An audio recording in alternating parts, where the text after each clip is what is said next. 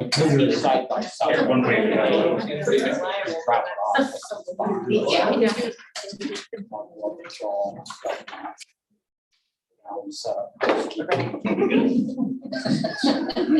Get ready for camp. Okay, I'm going to go ahead and call the meeting to order. Roll call. Tim Hand, Yes. Keith Gordon. Yep. Bob Evans. Here. Tom Baker. Here. Fred Grusdorf. Here. Josh Allen. Present. Here. Here. If we could stand and say allegiance. I pledge allegiance to the flag of the United States of America and to the republic for which it stands, one nation under God, indivisible, with liberty and justice for all. Thank you. I guess we'll move right into our presentations to the board, and I believe Ms. Linkquist is going to go first.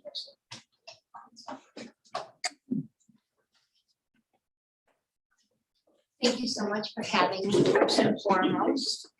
I'm here just to share the tentative itinerary for a proposed trip for the Spanish Club to New York City in March 22. Yeah, March 22.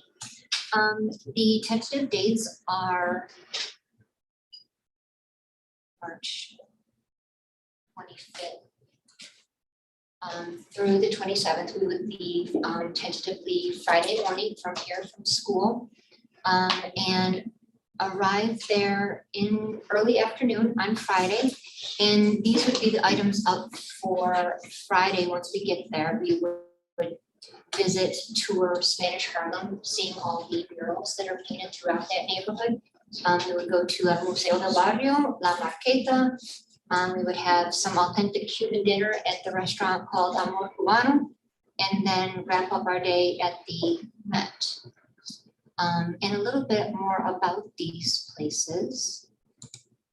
Spanish Harlem, it's a vibrant showcase for Puerto Rican culture. The neighborhood's colorful street art and murals reflect the local culture with bright colors and a lot of historical references you can see here in these few murals. El Museo del Barrio was founded more than 50 years ago by an artist and educator, Rafael Montañez Ortiz, and a coalition of Puerto Rican parents, educators, artists, and activists who noted that mainstream museums largely ignored Latino art. So they have been committed to celebrating and promoting Latino culture, thus becoming a cornerstone of the barrio. Its varied permanent collection of over 8,000 objects spans more than 800 years of the Latino culture. It includes pre-Columbian Taíno artifacts, traditional arts, 20th century drawings, paintings, sculptures, and installations, as well as prints, photography, documentary films, and video. Also in the barrio, we would visit La Marqueta, which is a vibrant open air market featuring food vendors, shops, cultural events, and live music. This was opened up in 1936 by the mayor, and it was previously an informal East Harlem gathering place for pushcart food carts vendors. But it has transformed East Harlem into a vibrant area known as the barrio. Later on then, after that, we would go to Amor Cubano, which is an authentic Cuban restaurant there in the area.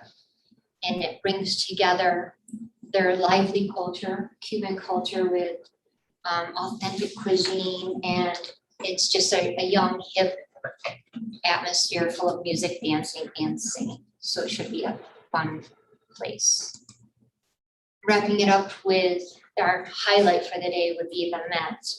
And this all came about when we were doing Hispanic Heritage Month, that one of the artists that I highlighted was Roberto Lugo, and he's a contemporary potter, and he was born and raised in Philly, but of Puerto Rican ancestry, and his art is being featured there just starting in November, an ongoing exhibition. So would be a perfect opportunity to see his art up close and personal after having studied him last month. Continuing on then to Saturday, our highlights: St. Patrick's Cathedral, Top of the Rock, Times Square, more authentic food, and a Broadway show at the Barrymore Theater. St. Patrick's Cathedral, obviously amazing, breathtaking architecture. Going on to the Top of the Rock, which is the observatory on the top of Rockefeller Center. Again, amazing, breathtaking views of the city. Continuing on, then we would have some time to check out the bustling destination there in the heart of the theater district, known for its bright lights and shopping and theater, Times Square. We'll be able to have lunch here and have some time to explore a little bit. And then continuing to dine at Havana Central for some more amazing cuisine. I'm a little partial to Cuban food. Finishing our day here on Broadway at the Barrymore Theater to see the show. It's called Paradise Square. It's a brand new musical. Just premiering, it's going to be premiering in February. So we have a great opportunity to see a show right off the bat. It's a historical show based in the mid 1800s with a lot of history involved, and it just looks like an amazing, diverse, culturally rich show that the kids are going to enjoy. And then we would wrap it up that night, well, stay at the hotel and get on the road for the next morning just to return back to Julie. Thank you for your time. Any questions? I know it was in the packet that we got, but can you tell us again how many kids you're looking at taking? Right now, it's 13-ish. Okay. Have you done this trip before? I have not done this trip before. Not this one. We've never been to New York for this particular time. No, I've been to New York personally, but I haven't taken students there. A couple of the things that I took from, I believe a different group went, I don't remember the year that it 2 years was. ago.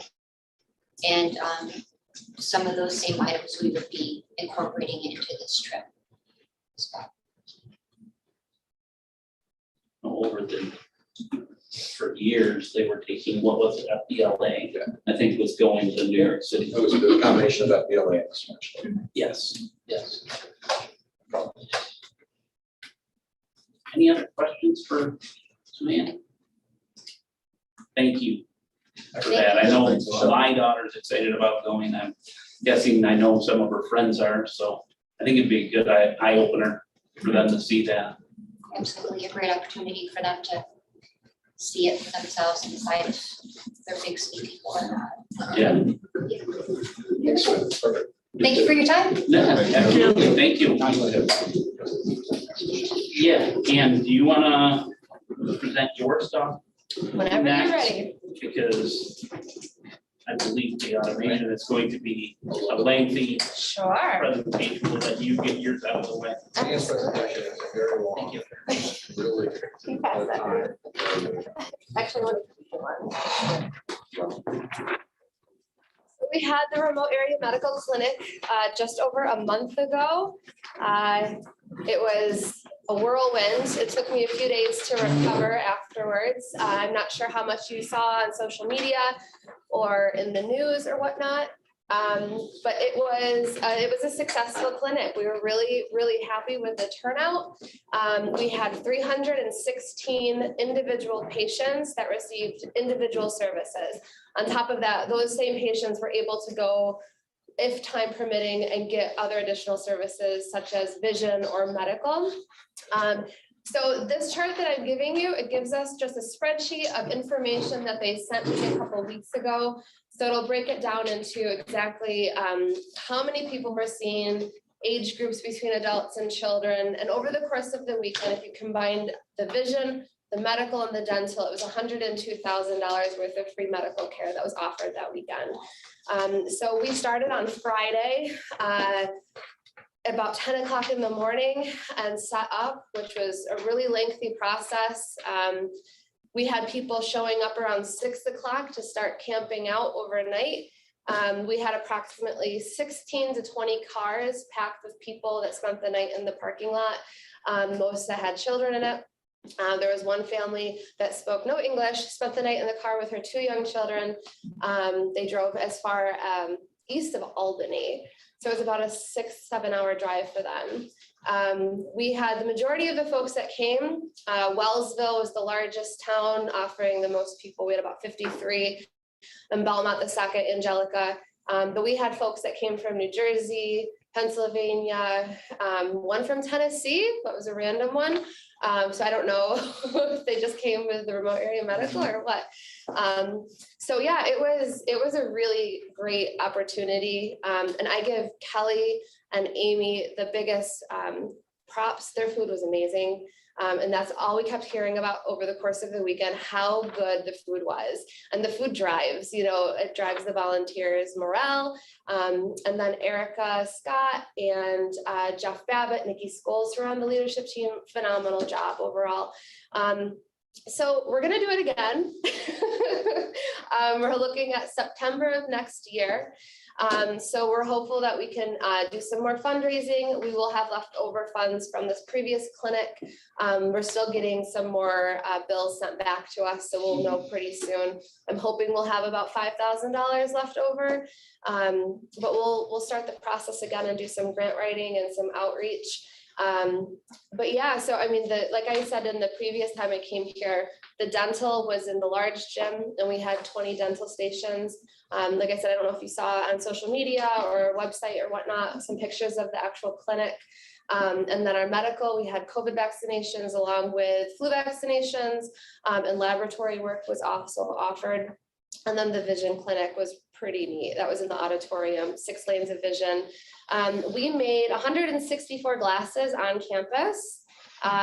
We extracted 137 teeth, 56 fillings. We did 31 dental cleanings and 37 medical exams. So I think it was definitely something that we'll do again, and I'm looking forward to it. So any questions for me?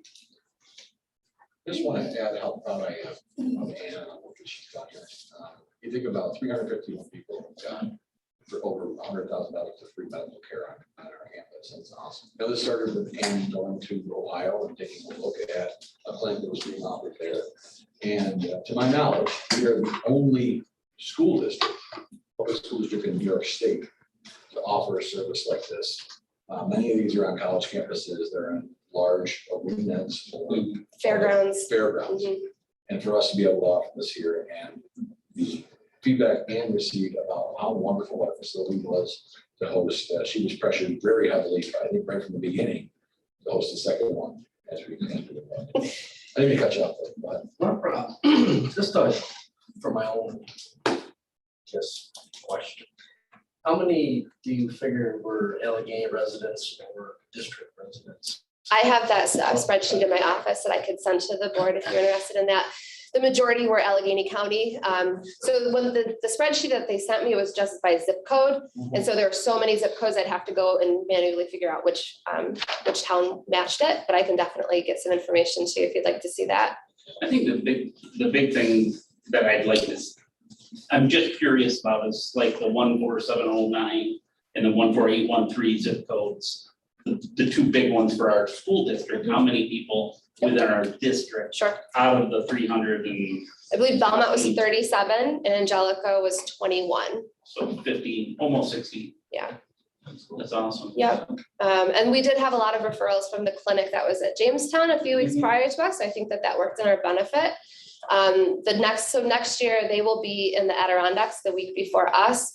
Jamestown wants to host it again, but they're going to skip a year and they might do it in their Chautauqua County campus instead of their Cattaraugus County. So they're kind of figuring out what the best location is for them. Just JCC is a very small campus in Olean, and it was a little bit hard for them to set up.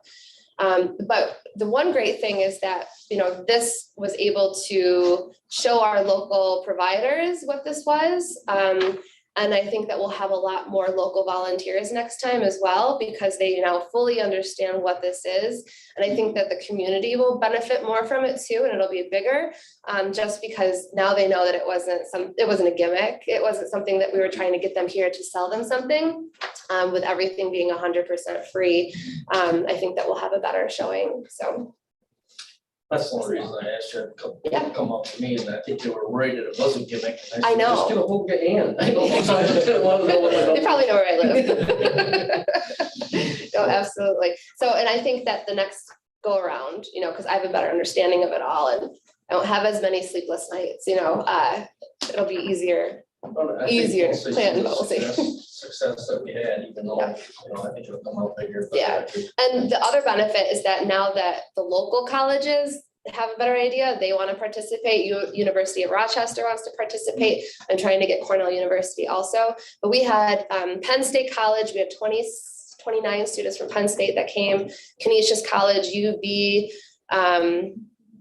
Stony Brook University out of New York City, SUNY Optometry out of New York City. I mean, they're traveling all over the place to come to this. So hopefully we get some more participation. And it was such a great learning experience for students to see the vast overview of dental versus vision versus medical. If they're a college student and they're not sure what type of medical field they want to go in, it was just a really good overview for them. I mean, having come in after hours, obviously to make sure everything was locked up in that. The setup was kind of neat, seeing how it was laid out and seeing how, really, for as large of an event it was, how organized it was, where walking into the varsity gym and seeing the tents, Yeah. and how they managed the air quality and stuff in there.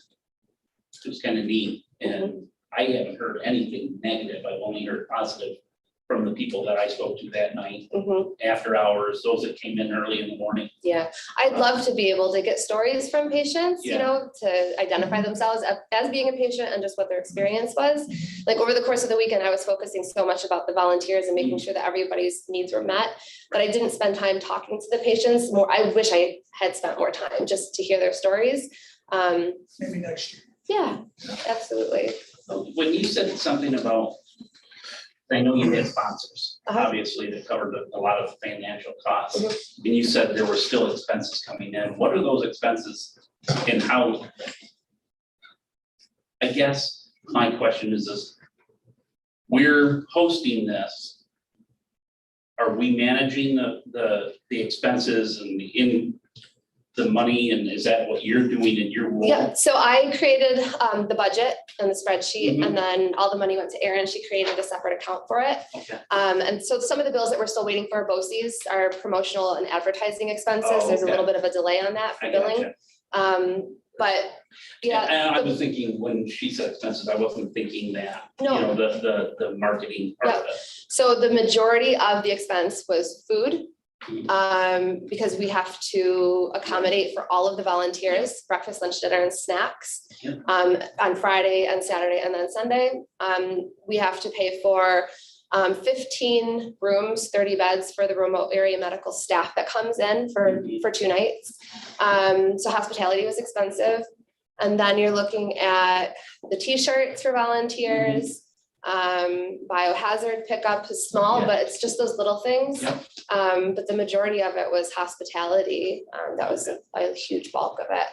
And then advertising and promotion, radio ads, newspaper ads. That was a big part.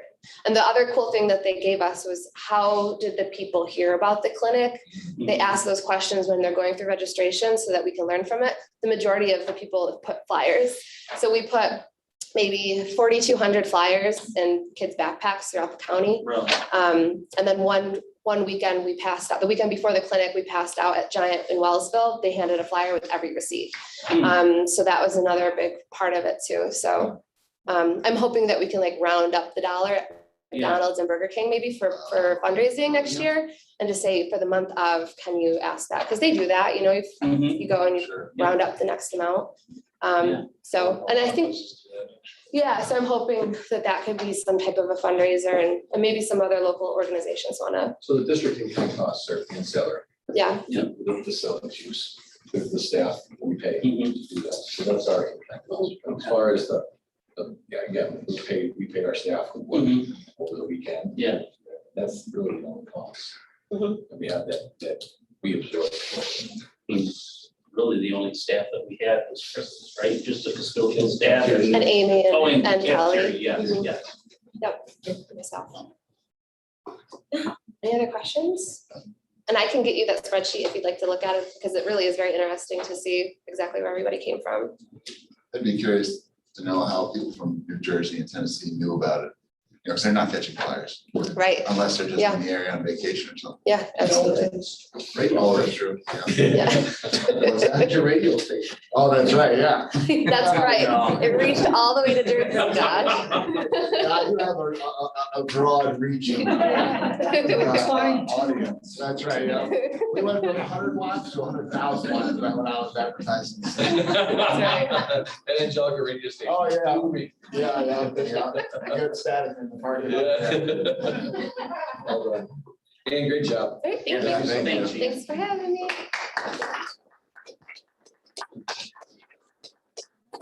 And now, without further ado. The automation. Okay, to take these off while we're presenting.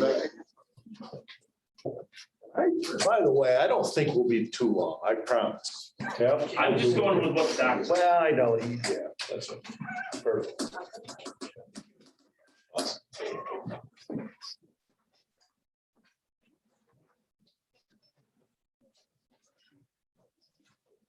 See it. Okay. Well, good evening, everybody. Thanks for having us. My name is Derek McManus, Vice President, Day Automation. Andy Bucati is our Senior Energy Engineer that works with us. Really what we were tasked with tonight was Brian and I, in many conversations, wanted to see what we could do here to present an option to consider for an energy performance contract. What that really does is if you have an opportunity to make improvements in your building to save energy, then the return is annual savings in your energy costs. So we're going to go through and kind of show you what we've done, which is just an assessment, looking at your utility bills and what options you could have to explore that type of work. So real quick, what we wanted to do is just let you know who we are in general. I'll go real fast through that. Day Automation is really a special systems integrator. We do temperature controls. We do security. We do audio solutions in the classroom. We do data and network wireless solutions and energy projects. I would say 95% of our work is in the K-12 space. We're in about 300 and I think it's 17 school districts across the state. You can kind of see the blue map there of the clients that we represent. Our office is Andy's out of Buffalo. I'm out of Corning. Our headquarters is in Victor right by Eastview. I'm sure you know where that is. And our other offices are listed there. About 175 to 200 employees fluctuating, and again, the 7 offices. So that's us really in a nutshell. Real quick, and I'm going to hand it over to the real smart guy in the room. What is an energy performance contract? Now, I'll just give you the high points. It's a state regulated program that was created in 94-ish, something like that. And what it is it allows a district to look at doing work like you would in a regular capital project, but have an energy impact. And we refer to those as energy conservation measures, or ECMs. Lights, a boiler, air handling unit, building envelope work like caulking or sealing, possibly solar, those kinds of things. The job, the total cost of the job, which includes fees for the architect and engineer to put the project together, because the submission is very similar to a capital project. The cost of the energy services contractor, or the ESCO, which again is what we would be, or there are other ones in the industry to do that. That company that performs that work is really the energy contractor. So the cost to do that work, the A&E fees and any other associated fees like borrowing the money to do it, get compiled into the total project costs. The energy savings along with your building aid every year over 18 years has to pay for that job to be net zero to the district.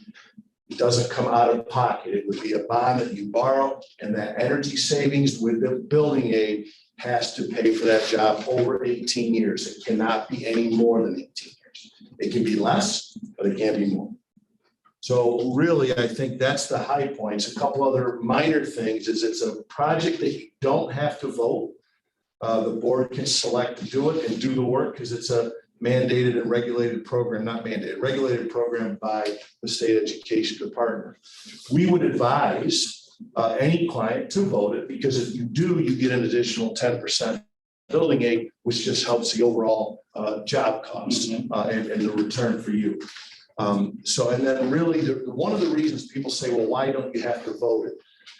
The ESCO that you would select to hire to do this is actually somewhat in the term, I use it a little bit carefully, is really at risk in a way. So what the ESCO does is they do a required detailed energy audit that tells you if you do these three things, you're going to save X in utilities every year. Each year you can choose in your contract with the ESCO to have that measured and verified.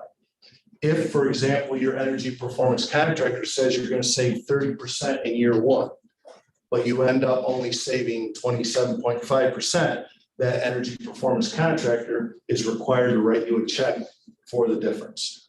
So that's why that contractor doesn't have to bid the work. You're hiring them to do the whole thing. So they're at risk. So they pick the contractors that they would use to do the work because they're holding them accountable, because there's some accountability there that contractor has to perform and meet those contractual requirements.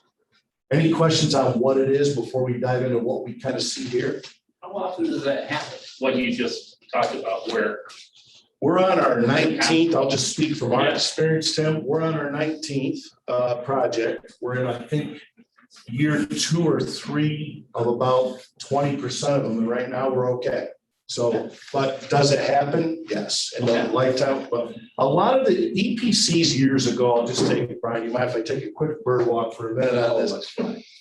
When ESCO's kind of what I would say would do measures that were a little bit, let's say, new or risky, or a lot of difficult elements with them, were sometimes construed as they were going to produce more energy than they did.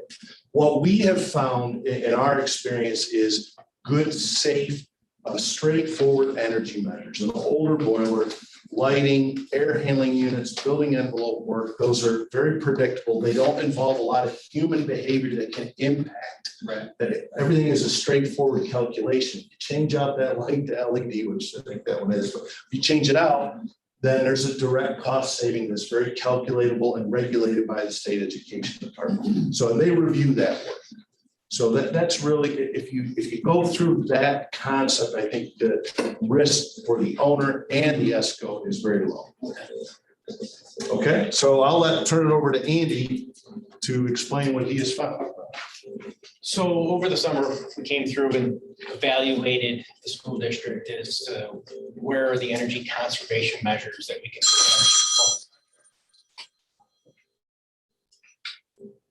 We're able, based on that metric that Derek just mentioned of having to fit under 18 years, that the amount of work that you can do in an energy performance contract is then based on the savings. So we looked at your utility bills, did some analysis. We very confidently felt that the district can save over $55,000 a year with a basic energy performance contract without solar. Solar adds a whole other element. So I'm talking about a straightforward performance contract, which included lighting, rooftop units, and some building envelope improvement measures, which I'll go into specifically. That nets, that $55,000 is about 17% savings on the district's current utilities.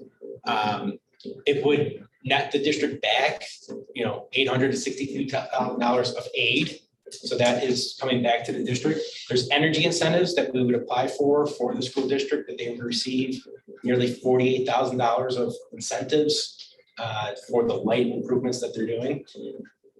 At the end of the day, this results in, over the 18 years, $824,000 of positive cash flow. The aid plus the savings year over year nets out to $824,000 to the positive.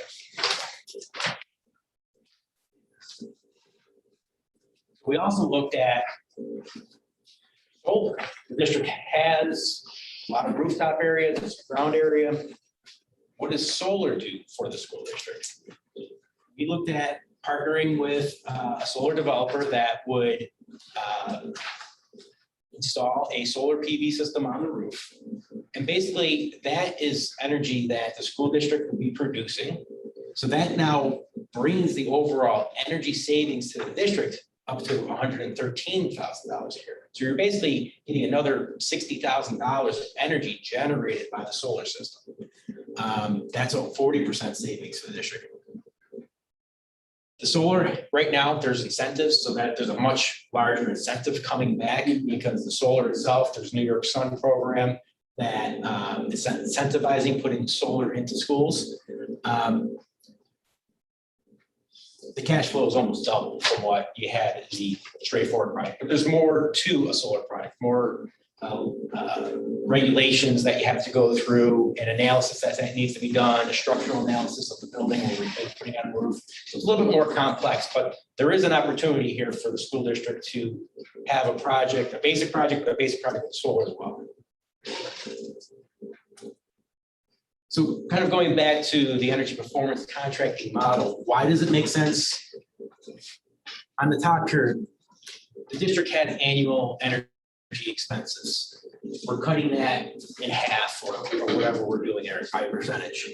So just like in a capital project where you're getting building aid, those energy savings in the work that we can do also gets the aid. So you can do more. So you can do this project alone and get aid on the project, or you can do it alongside your capital projects. You can do even more in your project. You move all the energy savings items into the energy performance contract and you focus your capital project on other needs that not necessarily have any energy related components. So the district at the end of the day can do more. And one of the questions that might come up is, what do we see? It's both. We see them independent, we see them parallel with capital. See them both ways. So specifically, what did I see when I came through your buildings? Well, the district has already embarked on a transition to LED, this room, the hallways, exteriors, but classrooms haven't. Bus garage hasn't, the gymnasium hasn't. So all these spaces that are still working on our older technology, fluorescent technology, we would upgrade that to LED. The LED lighting boom is really where the most energy savings comes to the school district. The reduction in a particular classroom is half of what they're currently consuming now with the fluorescent lighting. LED is that much more energy efficient. So we would go into the existing rooms and retrofit the existing lightings, much like they look here, with kits and new LED tubes that would go into fixtures and upgrade everything to an LED technology. The gym, we typically like to go to a new fixture because the older fixtures, they don't have a good throw. You get a much brighter light, better light distribution throughout the entire gymnasium. Anything that's existing LED that's already been upgraded, we're not going to touch this. There's no energy savings, obviously, from the LED light that's already there. And like I said, the LED technology is more than half of, or less than half of the current consumption of the fluorescent lighting. The rooftop units. So the rooftop units that are on the school are original to the building for the most part. There's a few newer ones that were put on with the new addition. But these are now reaching their end of their useful life. So these units typically by themselves wouldn't stand alone in an energy performance contract because their payback is longer, like 20 plus years to do a rooftop unit. But this coupled with lighting, we can now address many of the rooftop units. I don't know if we'll be able to accomplish replacing all of them, but I feel very confident that we'd be able to address at least half of rooftop units because of the energy savings from the light. New rooftop units is going to reduce the need for ongoing maintenance repairs that are currently being seen. These units are 20 years old, so compressors are failing, components are failing. So the district right now is throwing money into older units where this project would bring new units to the fold and reduce the overall operational expense. Also reduce, like I said before, if you're planning on doing a capital project, you no longer have to address these in the capital project you're doing it here. And then building envelope improvements. One of the biggest sources of energy waste for a school district is unwanted infiltration of air coming into the buildings. So there's significant energy savings going around and sealing up those gaps around doors. Often in a building like this, because the era was built, a lot of times the construction is done where there's a gap between where the roof and the wall meet. It needs to be sealed. That provides a significant amount of savings. Controlling the amount of unwanted infiltration to the space is going to reduce the heating and cooling expenses for the school district. So many of the main areas that we look at are like door sweeps around the doors, anything on the roof that like an exhaust vent that has a could be sealed around its perimeter. I mentioned the roof wall gaps. Those are the typical types of envelope measures that we would address in a performance contract. And then the solar component. Now you can put solar on your entire roof, which is what the economics that I showed before were based on, but this could be scalable. This could be to a portion of the building. We saw the ability to put up to 420 kW on the roof. That generates 660,000 kWh per year for the school district. Then the electric component itself is 33% of the school's current electric consumption. By doing solar in a performance contract, the school district owns the solar system. Therefore, they get aid on the solar system. If it were done under a, maybe heard before, a purchase agreement, power purchase agreement, the school district doesn't own that. You're leasing this area, ground area to somebody, and they're giving you a fraction of the benefit of what they're generating. It could be a couple pennies per watt generated. Here you're getting the full, everything that's produced is being used on site. We would work with the developer that take care of all the utility infrastructure or utility interconnection applications that need to be done. Basically, the utility needs to know that there's a system coming online. So they'll give feedback based on are there current solar systems in the area. We've already done that. We've gone through that investigation, and the utility provider said, yes, there is capacity. You can add a solar system in this area. And once we move forward into a detailed energy audit phase, we would investigate the structural capacity, because there's some hidden costs that could be on a solar system. We would vet all that out to make sure that it is still viable through the detailed energy audit phase. So those are all the measures that we investigated for ECMs, energy conservation measures, as a part of the energy performance contract for the school district. I'll go through this very quickly. We would go through, investigate all the utilities that are available and out there. All of the utility programs have incentives for lighting. So lighting would be a big incentive for the school district. Each rooftop unit, there's prescriptive programs. There's so much dollars, $1,000, $2,000 for the size of a rooftop unit that's available.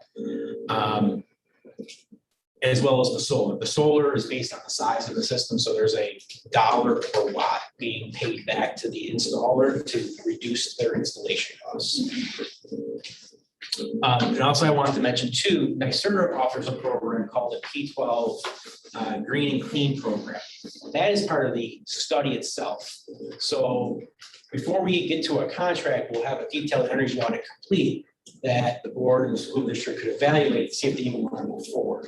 They don't have to move forward if the findings of the detailed energy audit are not enough to justify doing a project. But that study, there's findings from New York State. And based on their, being a high needs district, or they would get 100% of the study being done, or 75% if they're not a high needs district. And Derek had mentioned guaranteed savings. So as a part of our project, we're measuring and verifying. We're coming in before we remove any of the existing equipment, taking measurements to see the wattage of the lights that are currently in the classrooms, measuring the rooftop units, how much they're actually consuming, and creating a baseline to show you that's going into the performance contract itself. These are the conditions that we embarked upon when we started the project. And then we would develop a measurement verification plan that would go into the project to let you know how we're going to prove that we're meeting the savings. You would have input as to the plan that we put into place and get your buy-in to make sure that the savings that we're saying are real. This would be a report. After we install the project, there would be a report given to the district. Usually we do it the first 3 years, because usually after the first 3 years, you've seen the savings, they're repeatable.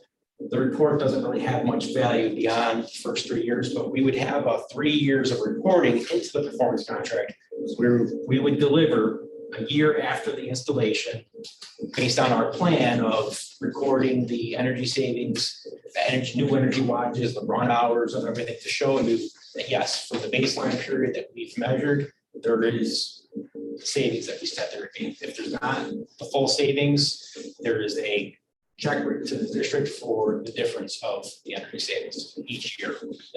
So usually what happens if the energy savings are not met in year one, we would investigate why those savings are not being done. We would enact some additional work at our expense to make those savings come back to reality. Year two, now if those savings are in check, go to year three, and now you can exit out of the measurement verification plan. But we would continue to move forward with giving the district analysis, measured savings, as long as they're being met.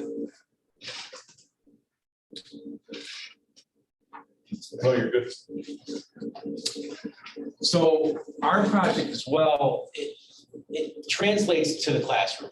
We're doing energy performance work and a lot of STEM curriculum. What's being taught in the classroom is about being sustainable, about being energy conscious. So we make it a point to come back to the school district and offer various engagement opportunities, teachings, involvement in clubs, to teach the students about what the school district does, the energy savings that they're doing. If the solar is a component, bringing the solar production into the classroom through dashboards, through internet sites that they can actually access the site here, see how the system is producing each day. It's a very powerful tool to have students get engaged into the energy work that we've done.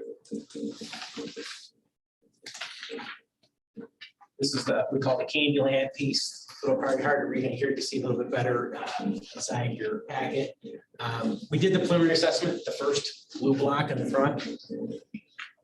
Then there's a RFP, our process that needs to be done. School district would issue an RFP on the street to select the energy service company that we would respond to. We probably hit a few others that would also respond to the RFP. And then you select your energy services company to move forward. You then move into kind of what's typical with a capital project. You could put together full design documents that would go to the state education department. They would evaluate the project just like any other capital project for code compliance. And the project cannot move forward unless New York SED gives approval. And then once the state gives approval, we would be moving into a construction phase. We would anticipate this taking place over one summer, but over upwards of 12 months. But most of the work would be done in a window of a few months after SED approval. I think that before you leave that, I think the key, because you guys are pretty sophisticated as far as you've done capital projects, so you're familiar with that process. I think the key difference here that you want to notice is right in the center of that screen, that detailed energy audit. So what we've done right now is just giving you, like in the architectural world, kind of a conceptual design based on some very preliminary effort, just to tell you, this is what we think you could do. But that piece in the center, that is really the meat on the bone, if you will. That is required for us contractually to give you in dollars and cents what you're going to get out of this, what it's going to cost. But it's also required by the state education department. The drawings and specifications, just like any capital work, would be included with that, but you will not get it approved without that document. So that DEA phase is very critical. And that's where today we think we can do these three things. We may be able to add more annual air handling units than he thinks right now, based on when we get in and do the math and do all the work and get estimates from contractors, and all that has to go on and packaged into that. So that's the key difference versus a capital project. And I'll add to that. So that detailed energy audit has complex energy calculations that the state is looking at to make sure that whatever we're saying are for savings, they're checking all the energy services companies for validity of those savings. So we have to put models together about how the lights currently operate, run hours of particular spaces, how the rooftop units all currently run. So that detailed energy audit has all of those details, which also includes the detailed scope of work that ends up all rolling into the overall energy performance contract. So where are we with your potential schedule?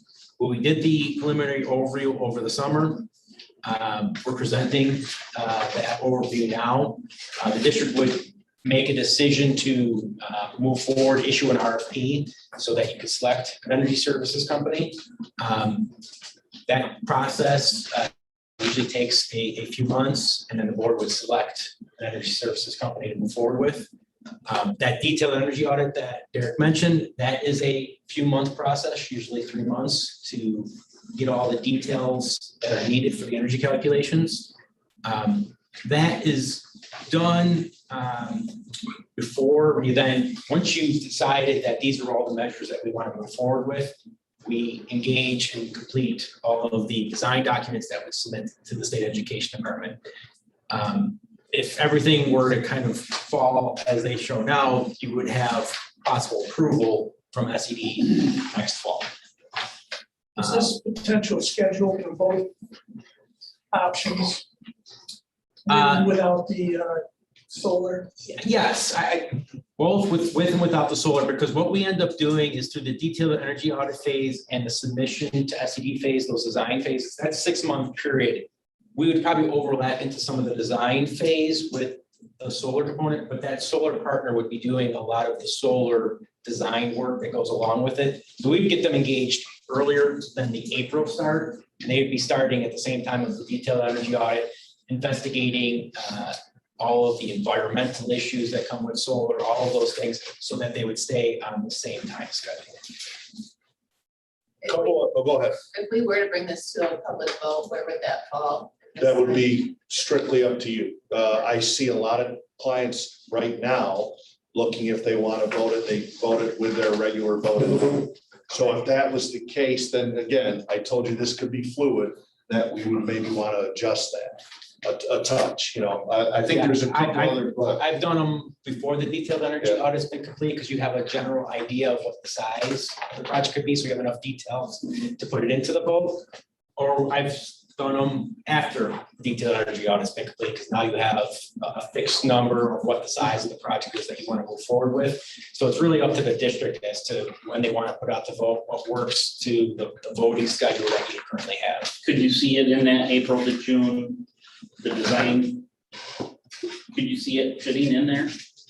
Absolutely. Yeah, oh yeah, I think so. Yeah. Absolutely. That's actually the ideal time Yeah. to do it, because you already had the detailed energy audit completed. Mhm. And at that Yeah. point, you're working on design documents. Now you're looking for that extra 10%. Mhm. Yeah, if we had the audit wrapped up and you voted it in May and we're working on design, And even if we submitted it ahead of your vote, as long as we don't have SED approval, then You we're can add okay. to it? Though you can vote it as it's pending and all. Oh, I see. what That's you're the saying. key. I see. And there's a few tricks you learn that if we're getting questions from them and your vote date is a week away, you just delay your response a little bit, just so you time it, so you have your voter approval. Well, it's what you do, right? That's the games you have to play a Yeah, little bit. But absolutely. that's a minor maneuver. I would tell you that a couple of I gotchas you have to look out for, even if we weren't selected to do this. We're showing about a 12 to 16 week period for SED. And Brian will tell you, things are volatile up there. So in 3-6 months, can we tell you that's a longer time frame? Don't know. So that's a wild card. The other wild card is lead time on equipment. Yeah.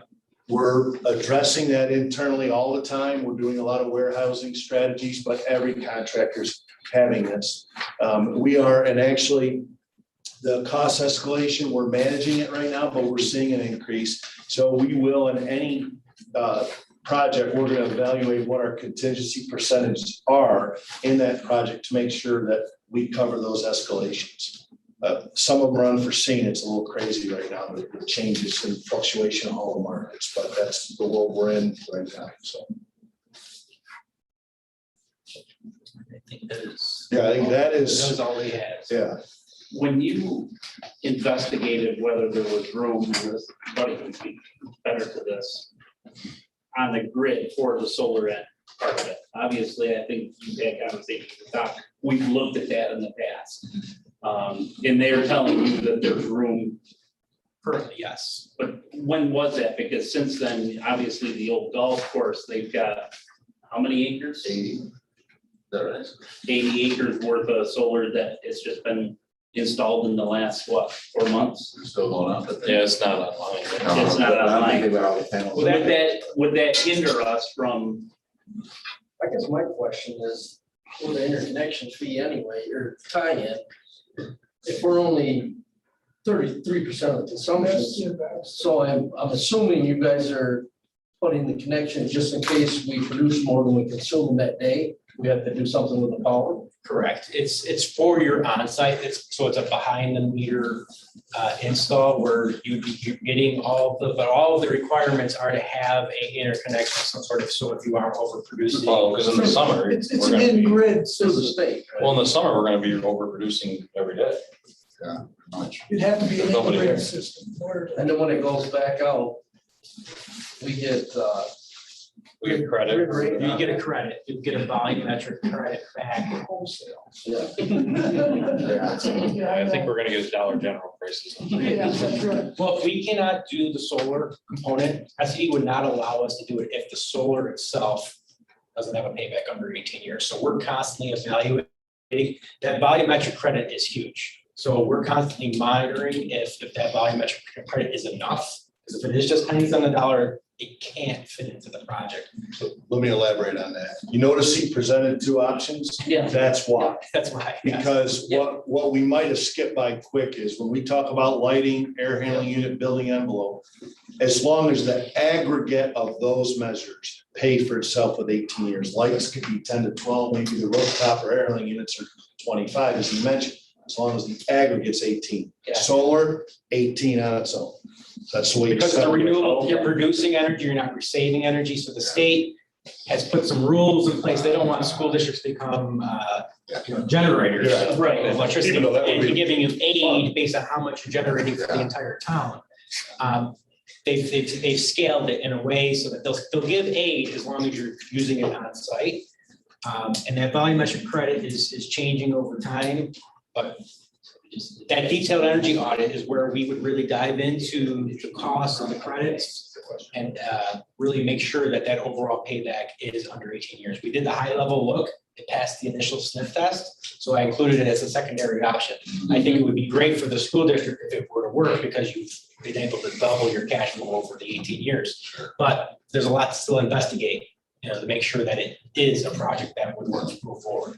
Your basic project that was for just under $1 million, the lighting, the rooftop, the building envelope measures, that's something you can do regardless of putting in the solar system. You don't need to do the solar system to do that. That stands alone. Right. So we're not getting a deal for if we will go with a package deal, 2 for 1 or something like that. 'Cause so if we, no, I'm seriously, if we were to, seriously, if we were to finally decide to go solar 5 years from now, it might be more costly. It might be than it more would be costly, if you don't know if the. It's such a, I don't know, that's Yeah. a tough thing, we do have districts do a traditional, like he showed you, and then they plan on a solar for phase 2 down the road. So solar has several wild cards working on with it. Right now, Derek had mentioned the cost of panels. So that's a market right now that we're trying to keep tabs on, but it has gone up over the last couple of years. Solar was dropping, the cost per watt was dropping for several years, dropping. Just in the last couple, it's coming back up. The other big thing that it's got a time limit on is New York State's energy incentives. So as they have what they call blocks.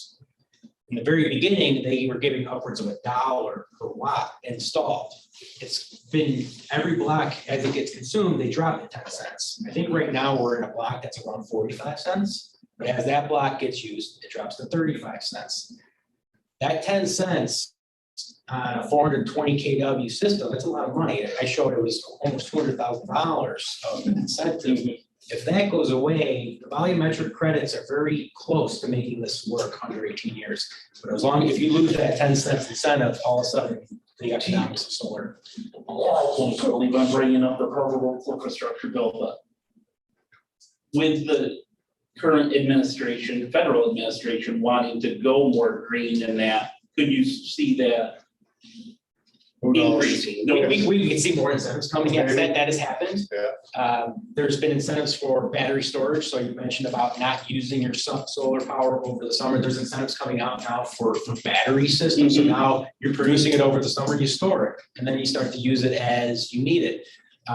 Those incentive programs are constantly changing. Every year, the program flips on a. Yeah. Big battery. Storage for. It's a big battery. With your calculations, I'm looking at the picture here. It looks like pretty much every roof is being utilized with solar panels. To maximize the production. 33% is what your Yes. calculation is. Yes. So the 33% is how much of the existing electrical consumption the district has that we'd be able to offset with that size system. And the reason why timing on this, I think, and Andy, correct me if I'm wrong, it is beneficial to consider it, is your roofs are newer. Well, that's the next question I have is, Yeah. these roofs were just put in Yeah. on a multi-million-dollar building project.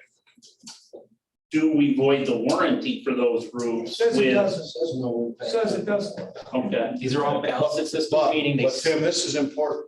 yeah, We had a client, I think their roofs were between 12 and 15, it didn't work.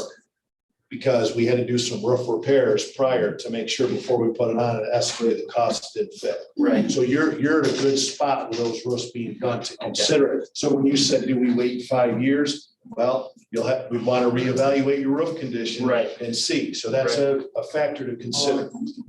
Now, we just have a new roof put on. How long was our original roof in warranty? place? Well, yeah, how long is the warranty? How long is the warranty? How long is it good for? No, how long, I go by reality. How Yeah. long did the original roof Almost 20 last? years, 15, 17. So we might get the 18 that we need. Oh, yeah, you should be, they're all within 3, right?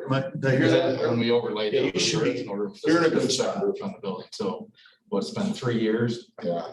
so. Yeah. And the 15, warranty. 17-year area. How So is the warranty on our roof? I believe it's 20 years. 20 years, so we're below the 18 already. That we would need to pay it back. See, that's why I'm against roof installations, because you have to mess with that roof or change the roof or the structure of the Then you gotta do roof. this. You've got a lot of extra. That's the thing, this is all hypothetical. Right, we saying don't that even know if there's no- Saying that the structure of the building itself is gonna support all the panels. Well, that was my next That's question. gonna be the next thing, that's gonna be the Exactly, next yeah. investigation That all you have has to to go be through. evaluated. Yeah. Because you don't know, No, when exactly. the school was built, there was no talk of solar or anything No, else third additional on floor, the roof, so, exactly. you know, structural wise, who knows? Maintenance wise, Yeah. you have to work on something. They need to be panels cleared are in the winter. They The must be floating or something like that, they don't. No, they need to clear the snow. They're in a balancing system, so they're And then basically clean it. cinder blocks that are holding out pans, that are holding down the panels. Hi, guys, Jim. over the winter, they will accumulate snow, but they are at a 15-degree clip, so they'll eventually, fall off. So Tim asked towards the beginning there, they're putting a very large solar field in over Angelica. Is that, does doing something like this is not gonna affect that? So we did our check with utility over the summer. That system would have already been it would have been in the queue. They would have done their interconnection applications already if they're installing that system currently. So that would have been the feedback that we've got back. A lot of times what happens is the utility says, yeah, you can put a system in, but it requires a significant upgrade to the utility lines that you have to bear. Right. That itself takes the whole project. Right. Now you can't afford to make those infrastructure repairs. So that's another That's part of that. Yeah, it's called process. it's called the Caesar study that ends up being started by the utility provider. If they're looking that there's now several systems in line and now we're at a capacity issue, it starts that additional study. From our analysis over the summer, that study wasn't needed at this point. You present them with the 420 kilowatts. Yes, with that See, size. the issue we were looking at almost 4 megawatts. You're Yeah, huge. really, It was a bigger Well, system. the other one's almost 4 megawatts. Oh, okay. So that, I mean, the 420 kilowatts is really not. It's not much. It's not. It's a fraction. Yeah. Okay. So I guess probably in that sense, you're probably right as far as the grid can handle it. But on the other hand, that they could come back and say, I think they just pulled in 336 wire, which will handle a little bit more, but they could still come back and say, yeah, you can come online, but you guys gotta pay to upgrade from here Yeah. to there, so there. And that could be, it's. I mean, you made the question came about timing, if that development wants to expand, now they add more, that would take away from the ability for the school district. So as time goes, the viability of the system also changes. Yeah. That would be interesting to know how much room there is after that gets fired up. Yeah, I'll find out actually how much capacity, because there's a DCO chart that the utility provides. I'll get in contact with the provider and actually let you know how much capacity is on the current grid. This is a very old, the infrastructure around here is old. And the power lines are original. Yeah, thanks, guys. I don't know. One quick question. Does anybody? Thank Yeah, you. go ahead, Just a quick Josh. question. As part of the roof handlers, how come we can only do a percentage of them and we can? So the energy savings that we have to have this overall project fit under 18 years. We did some high level analysis over the summer with cost of installing each of the rooftop units. I believe there was a quantity of about 20 total. Once we priced up all of those units, they'll have energy savings, but it's not as significant as the lighting. Okay. So the amount of energy savings that we get from the lighting and those rooftop units, it limits us being able to do that amount. That I wanted to make sure I preface the fact that we do them all, because I set that expectation. I feel realistically, it's a portion of what you currently have. We'll go through and do the detailed energy analysis. We may find out that we're able to do a couple more. It's the balance of the lighting having a real high payback and mechanical work is lower, so you find it's. But you can, chicken and egg. okay, but it's not like you need to have so much in one aspect or the, like lighting or, Well, the more lighting you have to do, yeah, we can do more mechanical. right, because it offsets. Yeah, the only thing that hurts you here is you guys did some, which is great. Right, But If parking if you hadn't done any, we could take on more. I It's see. that, that's what it is. Okay. And you would work with Chris Okay. to figure out which ones were the higher priority. Oh, yeah. Chris has already been involved. Yeah. I walked through over the summer, walked me on the roof, around all the units and which ones he's having more issues with. Oh, sure. Aaron was able to give me all the utility bills and help me out in that regard. So everybody's been extremely helpful with helping us understand where you currently stand, because I can't do this preliminary analysis without the district engaging. The same thing would happen in the detailed energy audit phase. There's going to be requests from other, documentation and drawings and things like that. So this whole process continues to move forward as long as we have your support moving it. And everybody's been extremely helpful today. And I'll just close with, if there are any more questions, this is no commitment to date from your district to us. This is just our preliminary analysis to help you out to see what you can do, so you can get in the conversations and figure out if it's something you want to consider. If it is, then that standard RFP process applies. All set? We're good. I'm Thanks, good. guys. Thanks, folks. Thank you. Anything? Yeah. Have a good evening. Thank you guys, drive safely. You Yeah. You know, obviously, we've been kicking around the idea of solar for 3 years now. And I know there's certainly some reservations where I think our district and our board certainly is committed to providing the best opportunity to work as possible. So we may be able to backdoor some bigger cost items like you mentioned.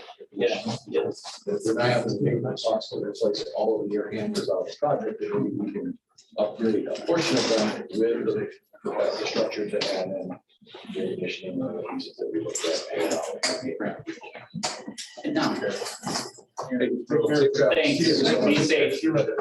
Not that Aaron probably will here to jump right back into another building project. Thanks, Andy. Take care. When we're talking about air conditioning, I mean, that's one of the areas where we've all struggled on that second floor. Yep.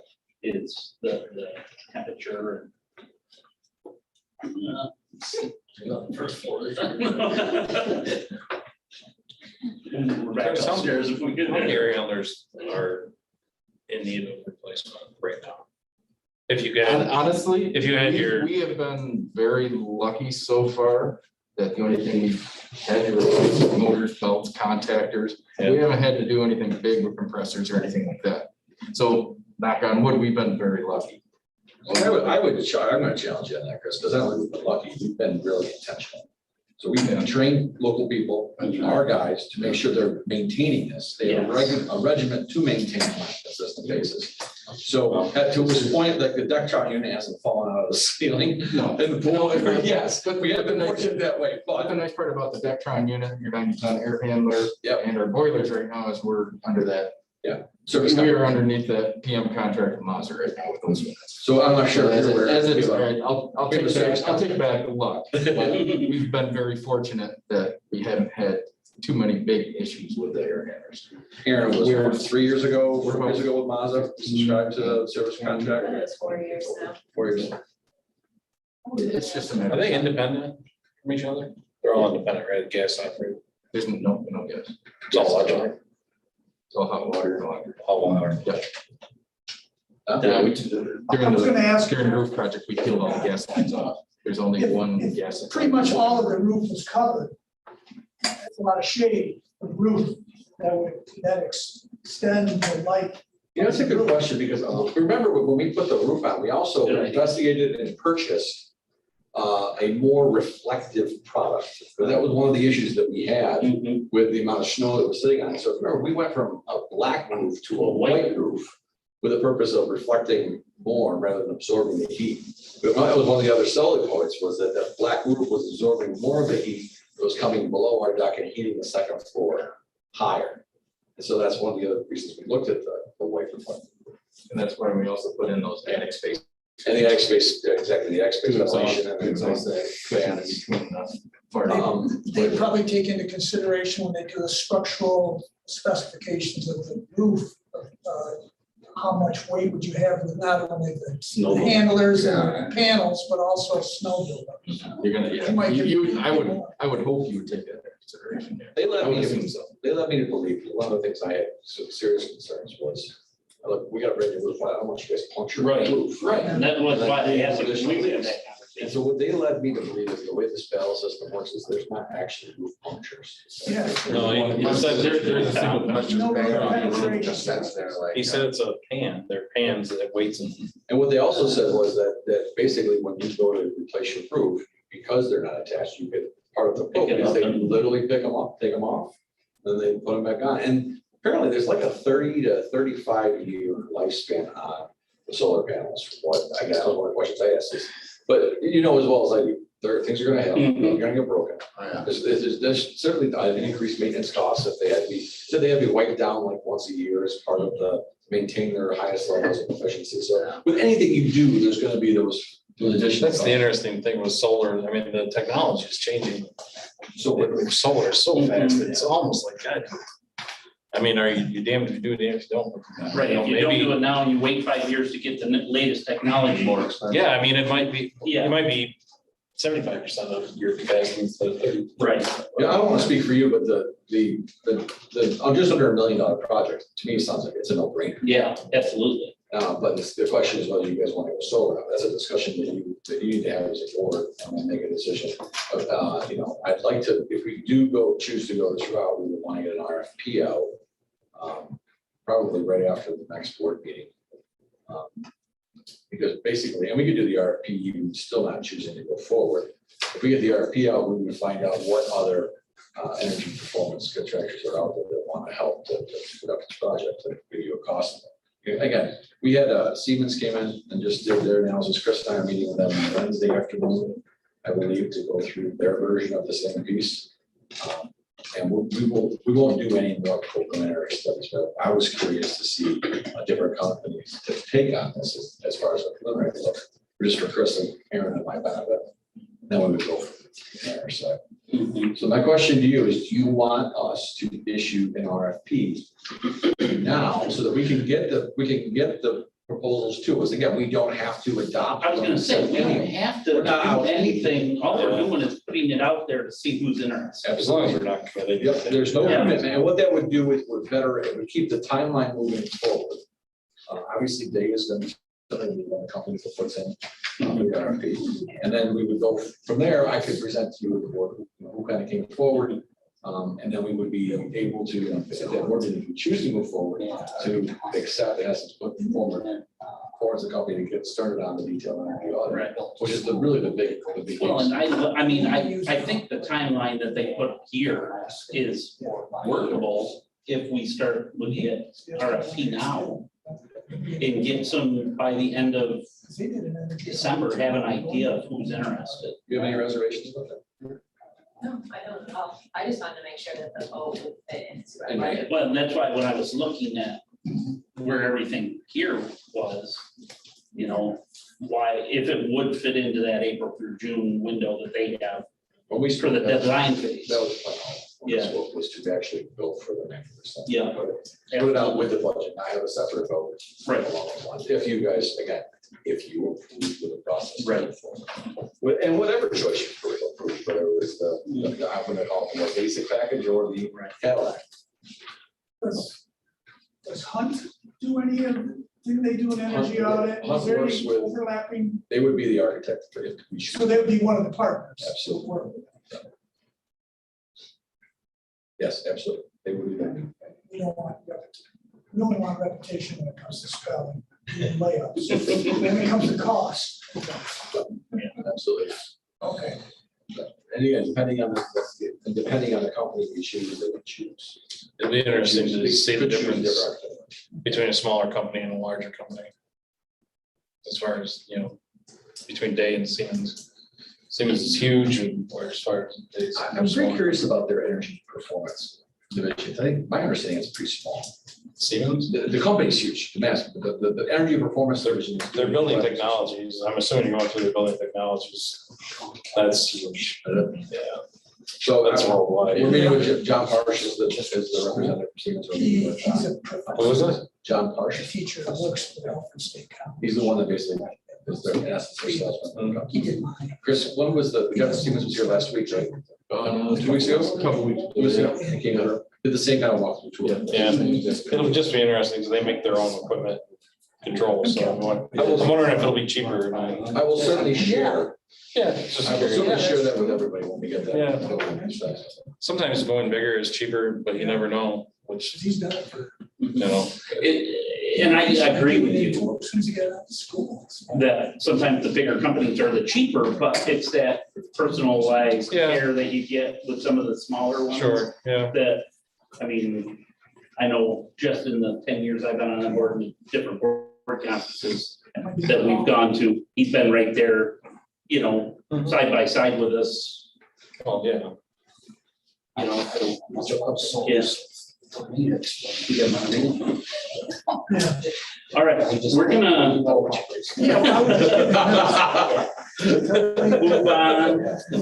on. If I could get a motion in a second to approve the minutes that were submitted for the October 18th. Thanks, Chris. Meeting. Very good. Yeah, absolutely.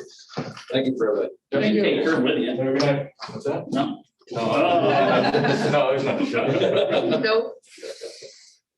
A motion and a second for the October 18th meeting. Yeah, so then, And Eric. Any questions on that? Did you see anything that needed to be corrected, updated, changed? All those in favor? Aye. Opposed? Motion carries. John? Oh, gotcha. Which leads me into the administrator's reports are on the table behind Josh. And I will jump into Ms. Ostrander. What do you have for us? I will be quick tonight. In your packet is the updated reserve plan. Basically what I did is I added in the June 30th, 2021 balances, what you guys approved in October, I believe, the transfers into the reserve funds, as well as what we used out of the reserve funds last year. I also added in what we're projecting to spend out of the reserves this year. So if you guys want to take a look at that, and if you have any questions, just let me know. Other than that, it's hard to believe that I'm starting next year's budget. So I'm starting to have conversations about that and get that rolling. So, does anybody have any questions for me? No? All right, thank you. Thanks, Aaron. Moving on to treasurer's reports. I need a motion and a second for the, to approve the treasurer's reports. Bud, Second. Josh?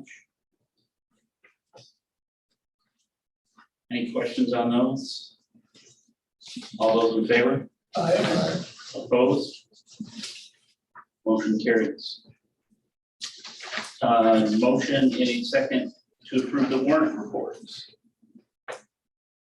So Thank you. Second? Bev, thank you. Questions on that? All those in favor? aye. Opposed? Motion carries.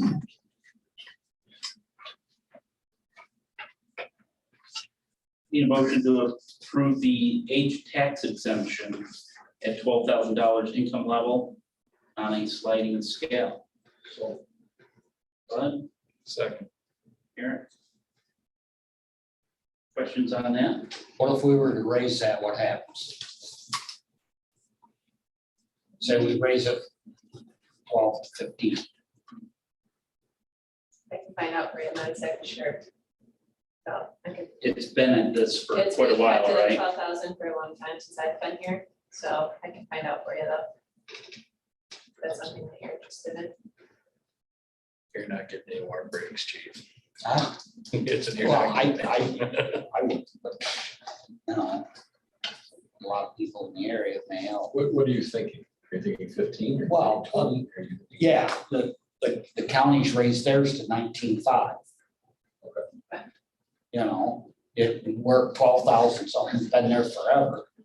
And I know of, you know. So how would you like to move forward? Would you like to table this Let's table until Aaron can do the homework and put it on the December meeting? Aaron, that doesn't mess with your tax collection for next year, does it? If you do it in December? But they also need to know something by this week.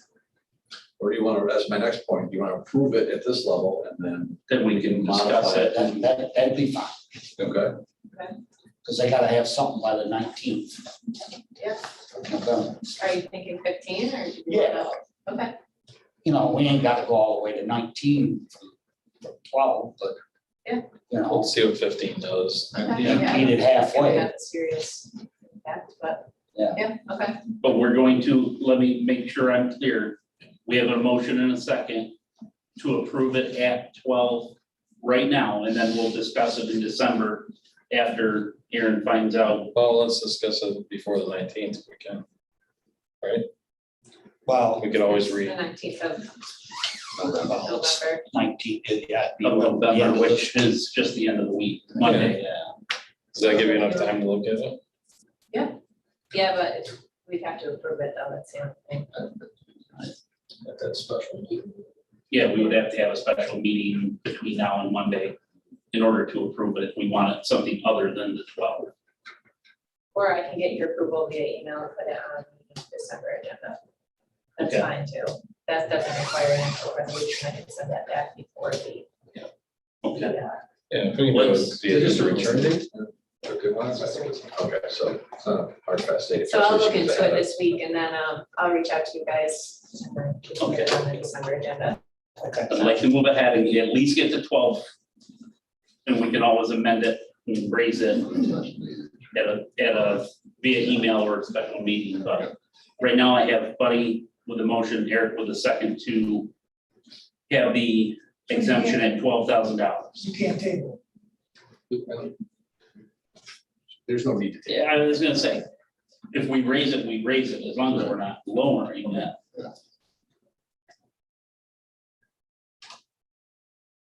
Are you Didn't good? see any sense in voting on it twice. Twice.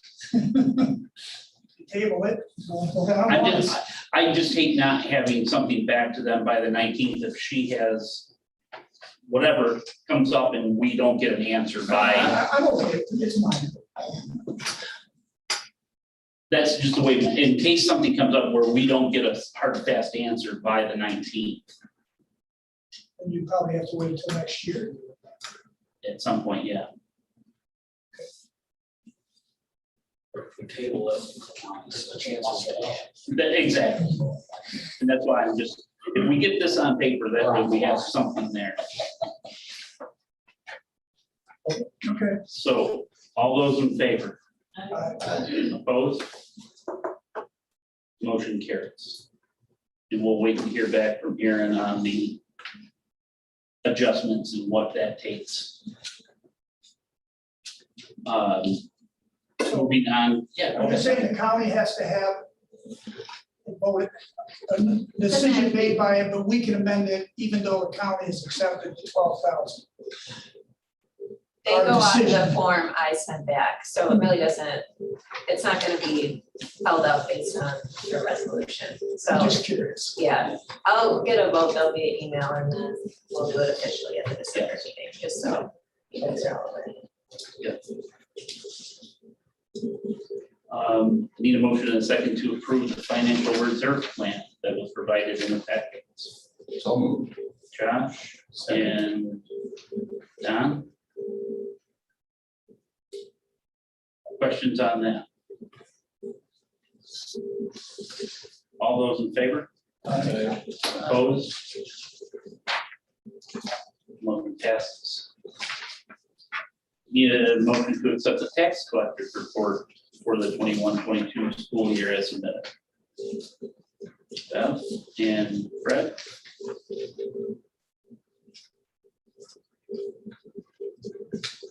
Any questions on that? All those in favor? All right. Opposed? Motion carries. That was Bev on the motion and Fred with the second. Under the consent agenda, there's 11 different items there. I think we've had a chance, and if any questions had come up, they would have been brought to the table at this point, but I need a motion and a second for the consent agenda. Josh? For the second? Bev? Questions on the consent agenda? Is it in here for the kids to be transported? Yeah. Is that, Number. yeah, where's Parker Jordan Christian Academy? I never heard. It's in, I believe, Wellsville. We're already transporting students I there. believe so- it's somewhere near Gills Hills. Up in that area, right? Yeah, we're already transporting students. That's why we're allowing it to occur mid-year versus usually after the class. The, one of the things I asked to have addressed today was there's some added names on the, if you haven't had a chance to look at it since you got the lifeguard list. Oh, yeah. The new one that's here has additional names on it. We had to clarify some things as far as fingerprints and, Right, and we noted that Yeah. objects. because we have a community group that comes in and provides their own lifeguards, but it's in the building, so I felt like they should be on our list. And according to the school's attorney, they do not need to be fingerprinted, but if they're an employee of the district, they do. So somebody like, I'll use my son Gavin, if he's putting in for pay through the school district, he needs to have his fingerprints in. If he's volunteering and doing it as a community service through the club, then he does not. The club has always provided their own lifeguards. We don't provide those as a district to them. Historically. And straighten that out with That's the purpose attorneys of the today. update of the update list. Yes. Which I gave them another name to add to the list for. Keep adding. I just keep adding, yeah. I did. Right. So, any questions on this other than what I brought up and what Fred brought up? All those in favor? Opposed? Motion carries. Stay. You're gonna abstain? Joe. Oh, okay. 6 yea, no, nay, 1 abstention, no absence. Moving on to personnel action, I need to motion to appoint the Adventure Club advisors, Stephanie Newton and Darren Brown. Fred? John, thank you. Questions on that? Adventure Club, are we doing some kind of like ropes or anything, like horses? They've been going, All right? kinds of different On activities. property? Not on property. Oh, I see, We're not but building. I don't know, I thought maybe we were doing. No, we like- went to Elkaville, the Yeah. Elkaville one, and then there's another one. Hoping to get one. They're going to the indoor rock climbing in December, for a ski trip and whitewater rafting. in spring. Oh, okay. So I didn't know. Okay, great. this is part of the generator seat grant that we received. That's their salary from out of that, correct? Well, all the costs for all these. Right. All those in favor? Aye. Opposed? Motion carries. Need a motion to appoint Jason Hamer from Belfast as the girls JV basketball coach. Longing to find a name. Buddy? Don? Questions on that? All those in favor? Opposed? Motion carries. Need a motion to approve a leave of absence for Deanna Hillman for maternity on or about February 28th, 2022 through July 1st of 2022. I'll make that motion. I'll second. Who was that? Eric. Eric. Thank you.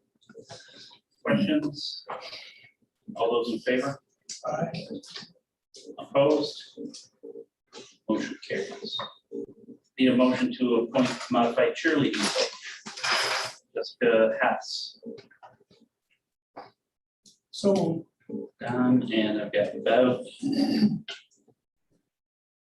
For the second.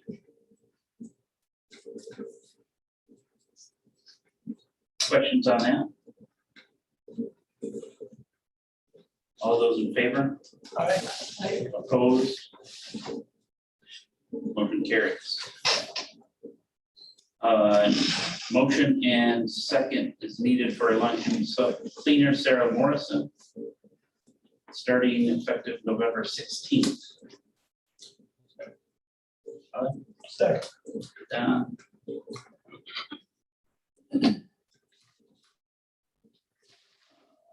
All those in favor? Aye. Opposed? Carries. Upcoming board meetings are there, and I'll let Don speak to it. Just, I'm gonna pass this around real quick. You guys can look at it. Bev gave this to me just before the meeting. Just a thank you from Jim and Pat Danaher on Jason's selection to the Alumni Wall of Fame. Nice letter from Jeff Danaher. Oh, the older brother, Jeff. Go ahead, Doc. I'm sorry. Oh, you're fine. As you can see, meetings for December, We have a safety and security committee meeting will meet at December 13th at 4:30 in the main office conference room before the meeting.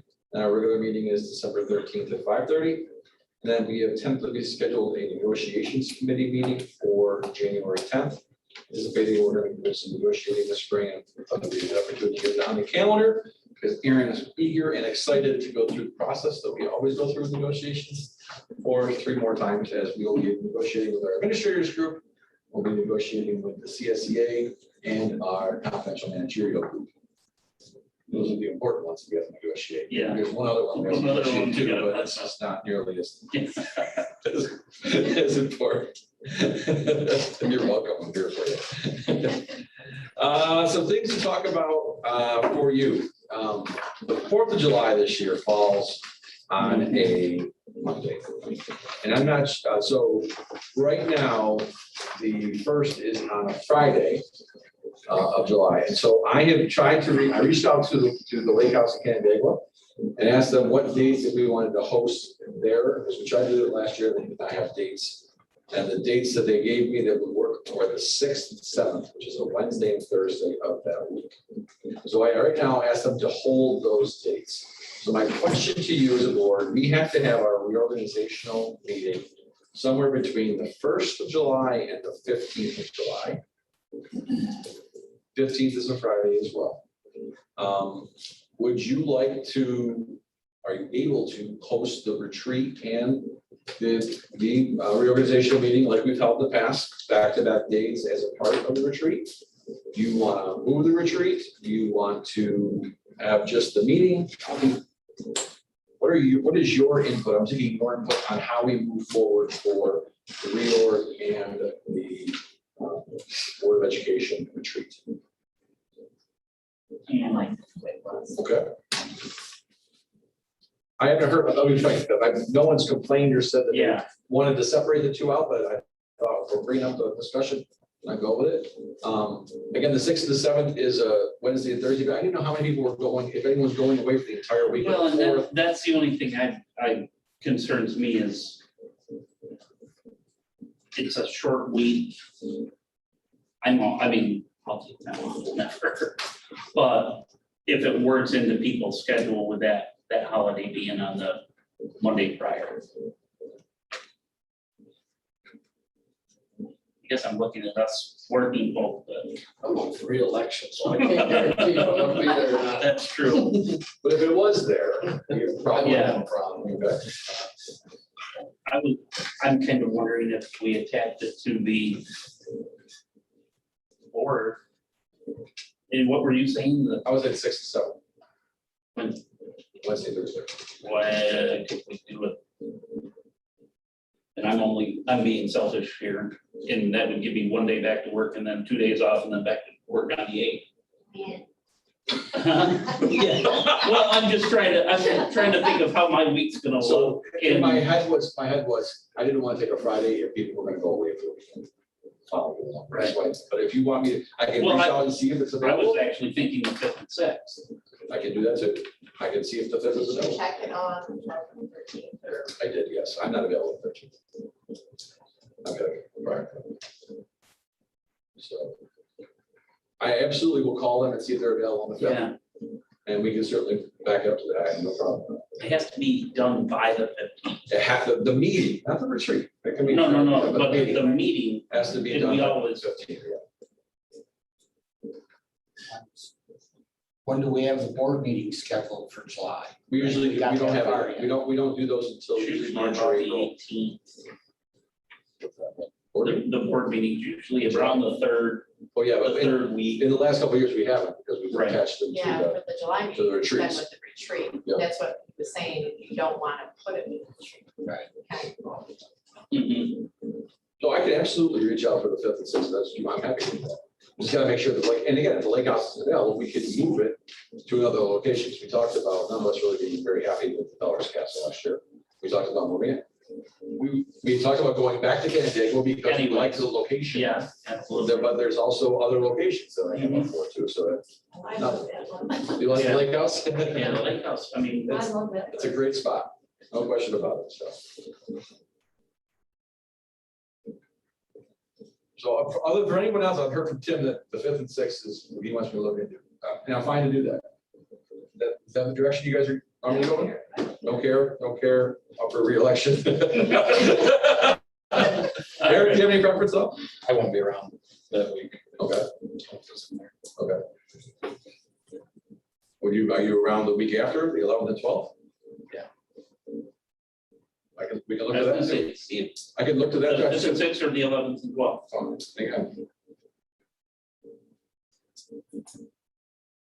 I'll absolutely look and I'll report. That's why I want to start having a discussion now because they look up the weddings and stuff so far out. Yeah. And again, if the lake house doesn't have to, be great to go back. Mhm.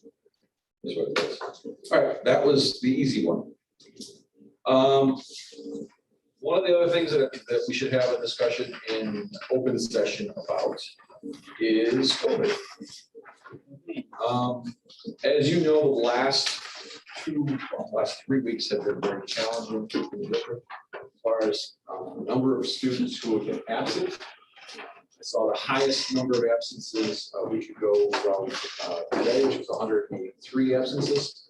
Student absence, I'm talking, we've been averaging between 30 to 40 absences a day for staff, and then we've been right around 150 to 140, 160 absences a day. I'm very concerned about the number, obviously, of quarantines and the challenge we've had with, frankly, we've been canceling interventions for 3 weeks now to try to fill. I want to commend our principals. They've done a phenomenal job along with Warner, trying to fill all of those openings and on the phone late at night, early in the morning, robbing Peter to pay Paul. So there's been a lot of it. So I'm leaning very heavily towards going remote next week. We have a day and a half of instruction. I wanted to get your feedback from the board before I communicated that tomorrow as to any strong, I hate going remote mainly because we have students who need meetings. And it's so incredibly challenging for our teaching staff to transition. I'm optimistic that if I was to communicate that tomorrow, that would give them 4 days to plan for a day and a half of instruction remotely. And so we would message the classes that we meet on Tuesday. Pros, cons, your thoughts. One of the main concerns of the justifications for this is I do not want students nor our staff quarantined for Thanksgiving as a function of a close contact on Monday or Tuesday of next week. And given what we're seeing in our county right now, unfortunately, our county holds the record as the lowest vaccinated county in the state, as well as the highest rate of 100,000 of infections. And so I'm really concerned about just keeping the doors open. And this is a way that I think we can help to mitigate the following. So you're afraid COVID infection is going to increase if we do regular school? If I was a betting man, I'm confident the COVID rate is going to increase following Thanksgiving through the holidays into the first 2 weeks of January. My concern is that if by having kids in person those 2 days, we are going to, I know I can predict we're going to have positive COVID cases in the building, which means that there will be kids who are close contacts that will be quarantined. For Thanksgiving house. So if we go remote, they It could be this week. It could be Friday, they'd be quarantined. Yep, it could be. It's also looking at staff too, so that's why I was. My personal feeling, I think we should try to sneak it all the way up until Thanksgiving, and then after that, we have to tell our teachers are gonna have to go remote, because I think that's what's gonna happen. I'd like to see as many days we can before that, because I'm afraid after Thanksgiving, we probably don't go remote. So, and teachers might not like me, but I think that. So Brian, going back to my question. So if you went remote, that means that the kids that were on quarantine, whatever reason, COVID, they got it out of school, would it be through quarantine by the end of Thanksgiving and all would be able to come back? We have a significant number who are coming back on the 29th of the month, which is the Monday after Thanksgiving. So it's like starting fresh. So that's one of the reasons I was looking at was because a large number of students who were quarantined last week and they plus staff. So to Buddy's point, I don't think he's wrong. I just don't know when that would happen. My prediction is it won't be that Monday the 29th, but throughout that process. And that's why I'd like to see the kids in school as long as we can, and the teachers, and then Well, you go, there's pros and cons to both of them. Yeah, That's absolutely. That's why I'm You know, asking you. That's why I want to have this. It's really not a bad thing to shut down for a week and kind of purge. I'm sure just standard colds and flus are, you know, standard colds are, everybody's, you know, I've been, somebody that close to us was very sick. Got 2 COVID tests, both were negative, so it was just a nasty cold. But that stuff's going around too, so it does help, and that's been proven pre-COVID to shut down. That's why, you know, they did, we used to do those breaks like February, shut down for a week, let the kids go home. You And I know, don't want to dismiss Buddy's concern around instruction. I completely agree with them there. I want instruction. Yes. And I think probably, and you're probably right, yes, after Thanksgiving, it'll take a couple of weeks for it all to catch up. And then you hit Christmas and it starts all over again. If we could get to the first of the year without having to make an absolute decision on whether or not to go remote, would be great, without putting anybody's life at risk. I think I'm almost with Buddy to the point of, because I know what's come through my head. With those 2 extra days, do I go travel and go to family's house? Well, we're Where gonna do that. I wouldn't do it on a 3-day weekend or a 4-day weekend, but I may do it if the kids aren't in school that whole week. And then we're looking at that whole travel issue of kids going to spend time with family and then bringing it back. Well, you can't Like what it control, says on. you can't And control I know you every, can't every. control, and that's why aspect I of it. struggle with it, because I'm siding with Buddy, I think, on let's keep them in school until they can, because I think we're gonna wind up shutting afterwards. But I understand the logic. Well, I also look at the day and a half of instruction. Every day of instruction is important. I agree, Buddy. Is Thursday or Tuesday a half day? Tuesday's a half day. So that's what I was looking at too, was a lot of the projects are due, this is the start of the second round of create this week. So there's not a ton of, there's absolute instruction that's taking place, but is it the heavy lifting of instruction of the week after Thanksgiving? So that's kind of what was part of my next too. What I don't want to concern is that it's running right into the time that some of these kids are coming back. And they wouldn't That have already that been. had already been off, you know, and that's where my concern is. Can you explain that again? I didn't quite catch it. The way you said that these kids are coming back from quarantine That's right, Don. and then might be going back off again. You know, so the kids that were on quarantine, that are coming back, say this week. And then in the next week, they're gonna lose that day and a half or 2 Can days. we keep track of Oh, yes. who's coming, Oh, yes. the dates that kids are coming back, and do we have You a should bunch see- coming You back? should see the spreadsheet. Oh, I can only imagine. That's why I looked at the 29th as well, knowing what we went The through. majority are coming back A lot. 29th There's and a not the significant- 20th. Yeah, there's a significant amount. So if, Buddy, to your point, if I said, well, we have a ton of kids coming back Monday and Tuesday before Thanksgiving, I wouldn't be recommending this. It's really looking at that. To Eric's point, I was looking at trying to maintain what balancing act of what instruction I would lose. Well, and again, all instructions are variable of, we got kids who want to feed, how do we address that? We're already on Tuesday going to remote bag lunches for kids anyway, so that wouldn't change. We'd still be able to offer the foods that we're getting on those days. And then, you know, what instruction we lose versus. I'm just afraid that either way you look at that day and a half, Mhm. we're taken away from them because even after that, they come back from Thanksgiving, they're gonna be gone again. So Well, I'm not disagreeing. so what's the time off at Christmas? Is there 2 full weeks? There? So again, there's not 2 full weeks, there's 2 days of the 21st and 22nd, we're in session.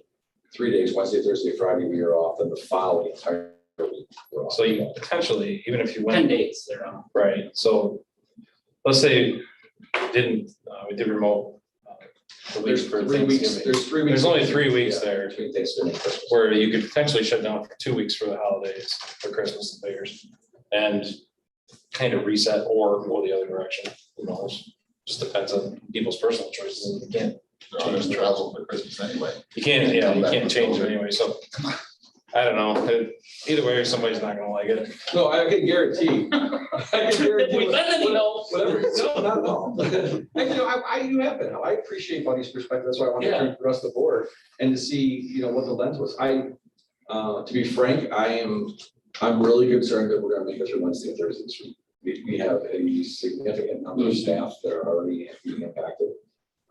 I'll update you on some staff issues that we're facing. The principles that we got. Don't jinx that. I will say, and this is a, observation from last year, that some of the substitutes that we had have chosen not to work right before a break like that because they're fearful of being quarantined. because For the they're in break. school those 2 days. So that presents even More more academic struggle challenge. for us those 2 That wasn't a days. variable I presented, thank you, sir, that's true. That our subs are already depleted because of the amount of people who are out, but the days before breaks, that absolutely. Did some help.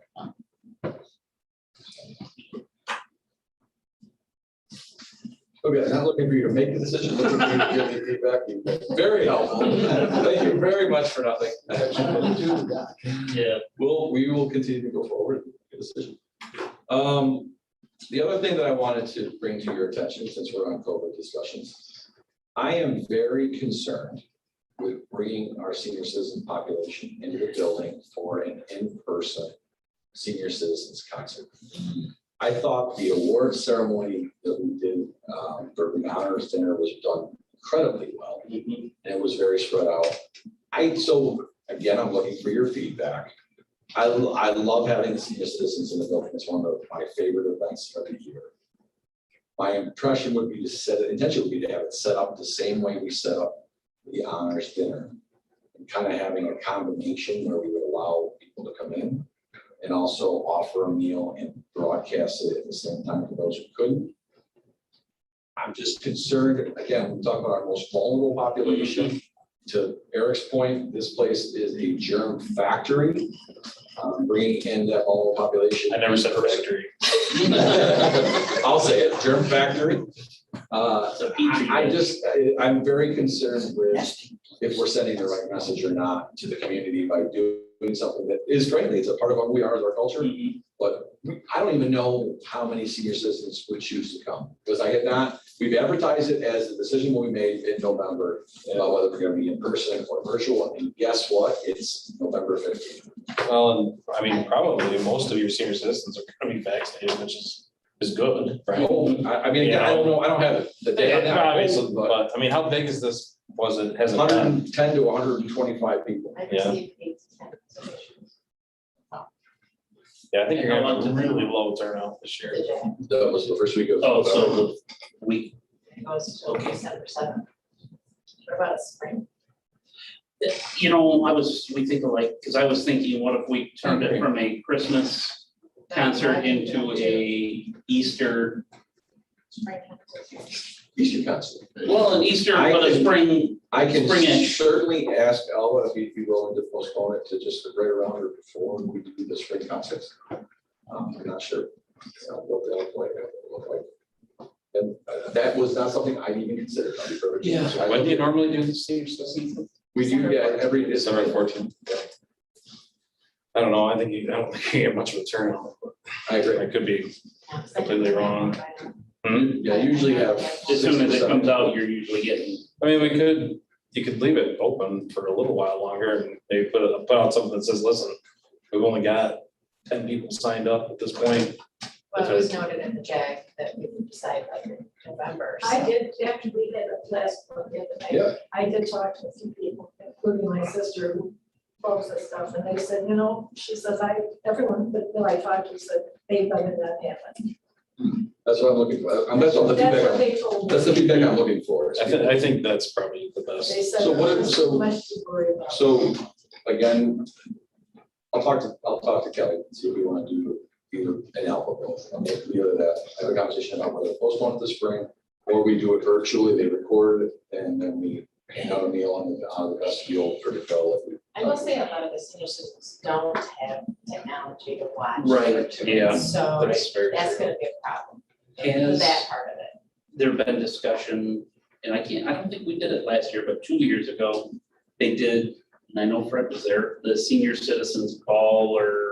There's one. Dance in the jungle one. Yeah. No problem. Yeah. But do something, and it was yes, We've had. in the spring. Yeah. I think it's probably in our best interest, their best interest to Yeah, I'm Let's for canceling. canceling it right now to keep them healthy. Hopefully get through the cold season, Yeah. all that, and then in the spring doing something special for our senior population. Yeah. I will pass that along and then we'll see. Yeah. Yeah. Thank you for We the. want to do something. I think that's a given. Something around Yeah. Memorial Day would be nice. I mean, that's kind of a very, Yeah. there you go. That's- Something in that. Marching, we could do, let me talk to Ella. It'd be great. And Memorial Day is such a crapshoot as far as weather, but I mean, it'd be really nice if there was an outdoor to go along with the whole theme of Memorial Day. Are you good? I think everything else is executive session. Okay. I have some plans. Yes. I actually had a phone call. Complaint. Car warranty. He gets them all, I never.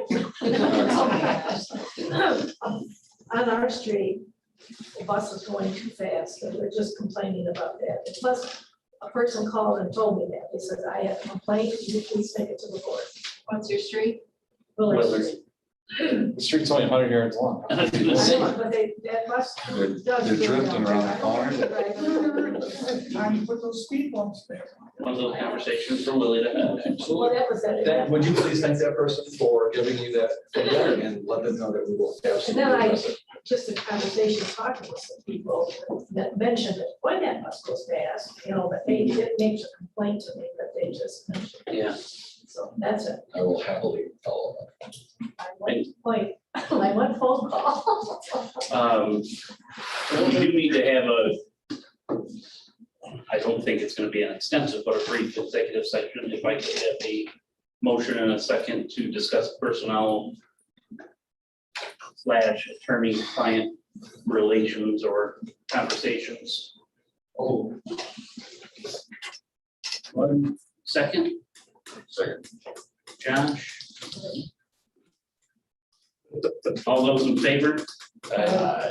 Opposed? And executive thanks, session. buddy. I'm already getting daggers. I just moved on it, I didn't know. It wasn't for the executive session, I'm getting the daggers for, buddy. That's what I gave you.